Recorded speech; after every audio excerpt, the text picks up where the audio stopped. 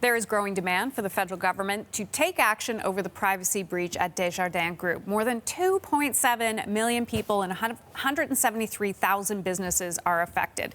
As we've been reporting, there is a petition calling on Ottawa to give those people new social insurance numbers. There's also a call for an emergency hearing of the Public Safety and National Security Committee. So joining me now, the chair of that committee, John McKay. Thanks for joining us. Let's start. Is there going to be a meeting? There is going to be a meeting. I've obligated to call a meeting once you receive notice from 4 members. I'm obligated to call a meeting within 5 days. So we expect in the next week or so that the committee will be meeting on this? Ideally, we'd be able to have a meeting beginning next week. But right now, the obligation is by Friday. So I'm trying to negotiate so that we can get it over to next week. Rather than having a meeting about a meeting, we go right to the substance of the issue, which is pretty substantive. Let's talk about the substance of that, issue. It is pretty substantive. Yeah. What will be the main thrust of the meeting? Well, the two issues are, one, how does this happen? Yeah. In our committee study, we were repeatedly assured that the financial services sector was the most cyber secure of all sectors. Exactly.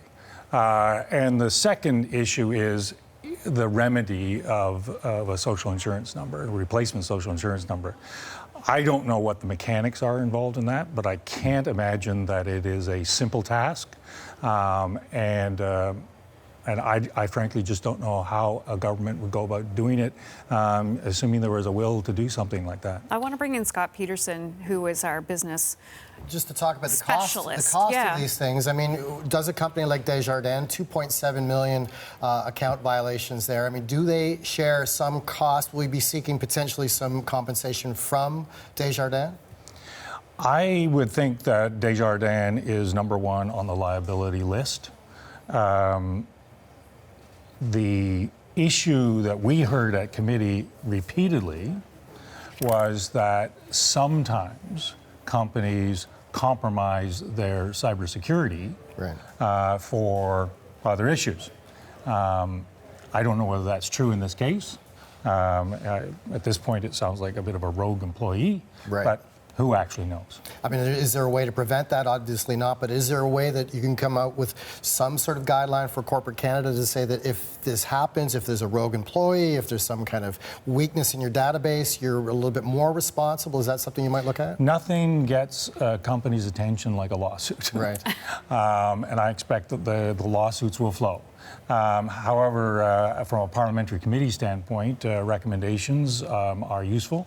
One of the things, again, our committee studied and looked at over the past 6 months was that this should be an ongoing brief for our successor committees. Right. This is an area that is just exploding. And I don't think anybody's really ahead of it. Mr. McKay, when you look at this breach, we're talking about 2.7 million social insurance numbers. That's your most prized ID. Mm-hmm. Is it possible to even replace that, or is that one of the things you're going to have to look at? That is a $64,000 question. Yeah. I don't know. You've never heard of anything like this. But our own committee members have been compromised. A couple of our members that sit on the committee have had their data breached. And so this is upfront and personal. You can be darn sure that MPs are extremely concerned about what happens not only to their own data, but to their constituents' data. Sorry, just one quick thing to that. Are you hearing from constituents on this? Not so much. Right. This is, at this point, a largely Quebec-driven issue, but it's going to have a lot of leakage beyond Quebec. Yeah, I mean, to put this into context, I mean, probably never before have 76,000 people wanted a brand new social insurance number. But can you describe any logistics, any costs as far as what that would involve? I've never heard of such a thing. Neither have I, and it would be pure speculation on my part. But let's put it this way: the government has a great record with respect to how it handles these kinds of logistical issues. Right. And when you're looking at the witness list, I guess Desjardins is probably going to be top of the list for coming to testify before committee. Yeah, and that may in and of itself create difficulties, because what is their lawyer going to say? And will we exercise powers of subpoena? And if we want to exercise powers of subpoena and get officials from Desjardins to appear, we ultimately, our authority comes from Parliament. Parliament's not sitting. So we have a logistical issue there.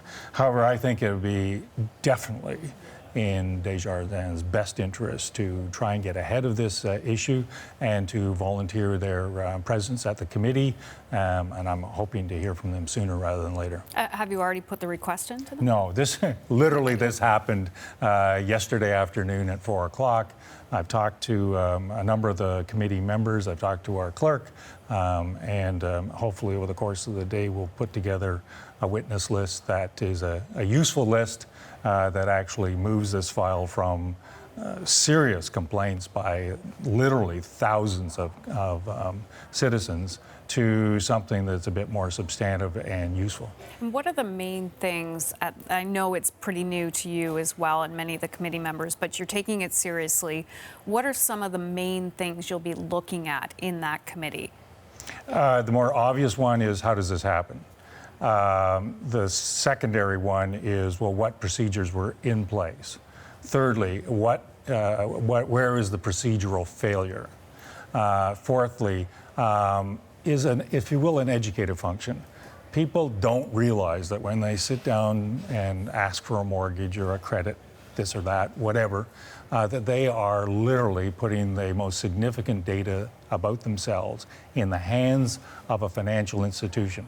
Now, by and large, we have very decent financial institutions. Canadians can have that assurance that we do have very capable people in our financial security. But this whole issue of cybersecurity is moving so quickly that even with the best intentions, companies are falling behind. Scott, you had one more question you wanted. I guess if there's some sort of guideline that Corporate Canada, do you want them to approach you with some kind of solution? Do you want to work with them more going forward on this? Absolutely. We're in this together. Yeah. And that's why we did our study in the first instance, that from a security standpoint, this is, if you will, the new terrorism. It's an issue that concerns all governments, all levels of governments, and the number of attacks on various levels of government. The only entity that can actually coordinate that is CSE, and this is going to be a kind of a working relationship between the CSE, Canadian Security Establishment, our main cybersecurity entity, the new entities that have been stood up under C-59. Thank goodness we've got that bill through, and the senior economic financial entities of the nation. And is there anything you can say, again, I reiterate, this is new for you and the committee members, is there anything you can say to the people who have been affected by this, that you're going to work through this and there will be solutions at the end? We are going to work through it.